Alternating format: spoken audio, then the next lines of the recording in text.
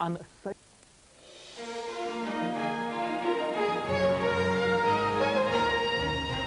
The Prime Minister calls for party unity after last night's trouncing by Labour in Dudley West. Providing people realise within the Conservative Party that they must pull in the same direction, for the same cause, at the same time and against the same opponents, then I believe that will dramatically transform the political environment in the United Kingdom.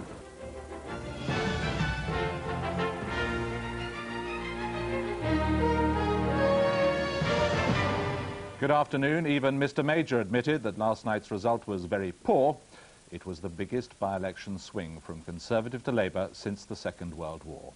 But Tony Blair has warned his party against complacency. Also today, big differences in the death rates at Scottish hospitals. And the government looks for new ways to protect the privacy of lottery winners.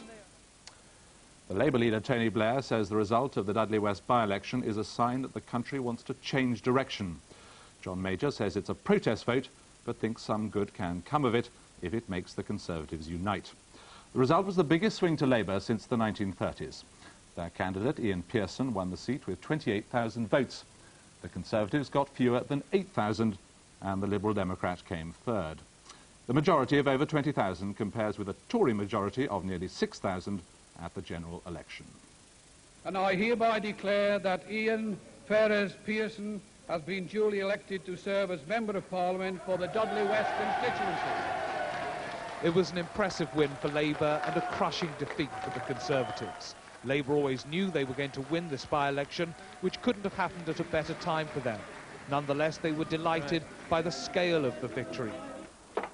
For a by-election winner, there's no need for much sleep. Instead, every opportunity was taken to proclaim the popularity of what the candidate always called New Labour and the crisis facing the Conservatives. We found people in droves who said they'd been lifelong Conservatives and they were coming over to us. They were saying, we've had enough, never again. This isn't just a mid-term protest vote. This isn't just pull your socks up, John Major. This is terminal for Major. This is meltdown. He must be very worried this morning. For the Conservatives, the campaign coincided with the government's Commons defeat over VAT on fuel and the divisive confidence vote relating to Europe. And they were unpopular before any of that had happened. Even so, they were deriving a crumb of comfort from the low turnout. What did come out of this by-election was the stark contrast between the positive things we're doing and the lack of desire on the part of Conservative voters to switch across the spectrum and support the Labour Party. Right. The Conservative chairman cited the lack of a feel-good factor and Europe as reasons for the collapse in Tory support. The divisions in the party certainly haven't helped, and people have said, in Dudley as well as other places, that we must unite behind our leader and make sure, therefore, that we are an effective fighting force come the general election. And Labour will face more searching questions about their policies as that election approaches. But for the time being, they're riding high. And when their candidate arrives in Westminster next week, he's likely to discover that his victory has added to a sense of crisis in the Conservative Party. Steve Richards, BBC News. Well, this morning the Prime Minister admitted the election defeat was a very poor result. It was fought against a very unpromising background indeed in the last month, and I don't think that the Conservative candidate could have done anything else. None of the blame attaches to him. But I think some good can come out of it. Providing people realise within the Conservative Party that they must pull in the same direction, for the same cause, at the same time and against the same opponents, then I believe that will dramatically transform the political environment in the United Kingdom. There's no doubt a great deal is going right economically and in other ways, but that message simply isn't getting through to people at the moment. It is masked. We must try and whip that mask away and let people see that this country is steadily moving into a much more promising economic future. You say it's a poor result. Other people have described it more as an unmitigated disaster. What are you going to do about it? There are two things that need to be done. One, you need to ensure that the policies are right and that those policies are working. Self-evidently, economically, those policies are working. Not even our fiercest critics, I think, can deny that now. The second thing is to make sure that the whole of the party is actually promoting those policies, talking about those policies, and not being diverted into other, no doubt, interesting matters. Now, that's what the Conservative Party must do. Earlier, I spoke to Tony Blair and asked him why this by-election should be any different from by-elections in the past, which Labour have won, only to lose in the following general election. In our view, this is not just about the unpopularity of the Conservatives, deep though that is. It is also about people turning to the Labour Party, its ideas, its thinking, what we're offering to the people of this country. Now, we are not in any shape or form complacent. We've got to go on deepening and broadening that bond of trust that is now strengthening between today's Labour Party and the British people. Because in terms of numbers, your vote was actually smaller than it was at the general election, so there's some evidence that this was purely a protest vote, that a lot of Tories stayed at home. There was a low turnout, as there often is in a by-election. Indeed, the Conservatives virtually threw in the towel the day before. But we have found very substantial evidence of Conservative voters, many of them lifelong Conservative voters, coming to the Labour Party, and coming not just because they thought the Conservatives were wrong, disliked their policies, but because they thought the country needed a change of direction, a rediscovery of national purpose, and they liked the policies and positions the Labour Party was putting forward. There's a risk, though, still, isn't there, if your party comes to believe that it's plain sailing, that you've got the general election sewn up, there's a real danger that discipline will break down, that all the old divisions between right and left will come back again. I will wage war on complacency wherever it exists. As you know, that's what I said when I was elected leader of the Labour Party, and that's what I mean. But the Labour Party has moved on a very, very great way. There aren't those divisions in the Labour Party now. The divisions are really on the Conservative side. What we've got is a much more positive task now. It's of developing policy and building support for it. It's of, if you like, we've got to the stage where the British people are willing to listen and be persuaded, and in many large numbers are being persuaded, but we've got to carry on persuading, carry on telling them what today's Labour Party can offer the people of this country. And we want to be very clear about this as a political party ourselves. The people of this country want to go forward. They've had it up to here with the Conservatives, but they don't want to go back under Labour, and that is not what we will do. We'll move this country forward and in the right type of direction. The Liberal Democrat president, Robert McLennan, claimed that many Liberal Democrat supporters had voted tactically with Labour to defeat the Tories. The electors clearly were so angry about the government, which is the most unpopular government since the war, that they decided to go for the candidate who looked best placed to win. In 3 previous by-elections in which we defeated the Conservatives, we were second, and we got swings comparable to last night's swing to Labour.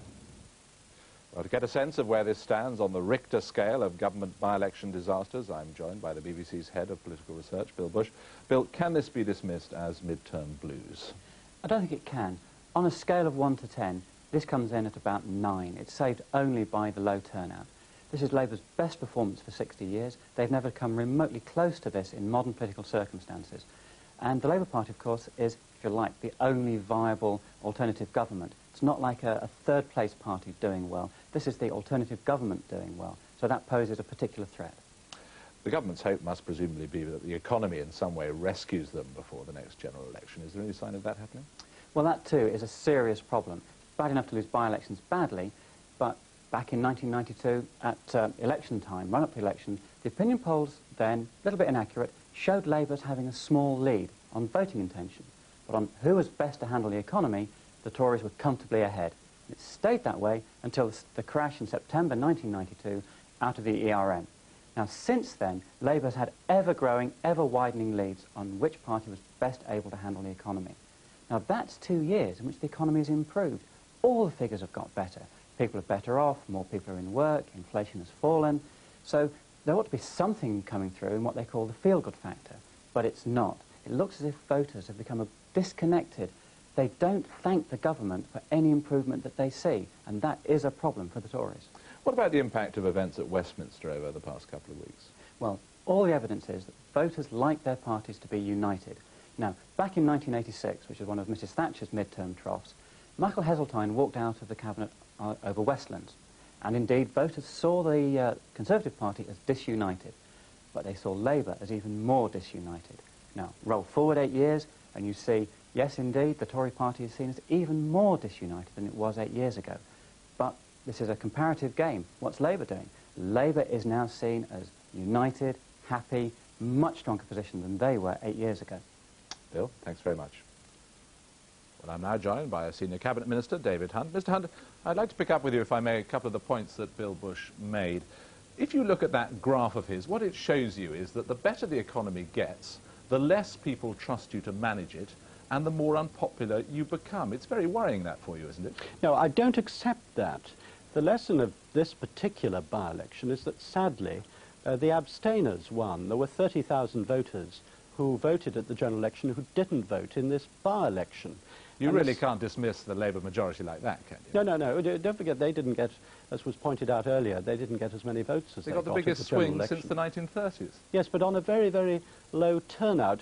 What I was going on to say is that we've got to accept that the majority of those who didn't vote were, of course, Conservatives, and we have to win back their support. But you mustn't judge us by the half-time result. What we have to do is to come out fighting in the second half. But why then? Why is that crucial graph that shows how people judge your management of the economy, why is it still going down? You've been telling us for at least a year, perhaps 2 years, that it would go up in the end. It just shows no sign of doing so. Well, don't forget, we've had to take some pretty tough and rough decisions which have caused us to be unpopular. Tough decisions which are right for the economy in the longer term. And, of course, it's the longer term that really matters. But 2 years of sinking confidence in your ability to manage the economy while the economy is going up? That's very odd, isn't it? Well, don't forget, if you look at people's standard of living, that has not increased, but it will. And as night follows day, thanks to our economic management, people will feel better, but it will take time. What we have to put across is that we've got the best players, we've got the best policies.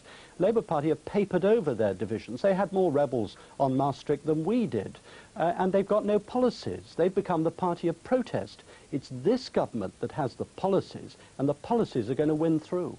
All right, Mr. Hunt, thank you very much indeed for joining us. And I'm also joined from Westminster by our political editor, Robin Oakley. Robin, we heard the Prime Minister talk earlier on about unity. Do you think that this result will frighten the rebels into coming back into line? There's not much sign that the Tory rebels are frightened by anything. A lot of them are getting post bags with a lot of people in the public congratulating them on their show of independence. They have continued to vote against the government on other issues since they lost the whip. And as one of their colleagues put it to me, some of them are behaving like teenagers who've just discovered sex. These people are finding a political excitement in what they're doing. Some of them are saying that the government will have to buy them back with concessions, such as, for example, a very firm promise of a referendum on future European matters. So I don't think it's going to be easy to bring the Tory rebels back. There's a lot of pressure in the party that they should come back. The slogan that's being adopted now is "Free the Westminster Nine." But it's very difficult for the Prime Minister to do that and retain any authority for his chief whip and any discipline over the party in future votes. Robin, briefly, was this a bad enough result to put another question mark over John Major's leadership? I don't think there'll be any question of a leadership challenge. The mechanism for doing that passed recently. Mr. Major would have been challenged then, I think, if those who are seeking to bring him down within the party could have agreed on a candidate to replace him. But none of them can really agree on that. It's probably a question of next November before Mr. Major can be challenged again. He's not the kind to give in if the men in the grey suits go in and say, "Sorry, Prime Minister, you're not doing well enough, you'll have to make way." He will battle on, I'm quite sure.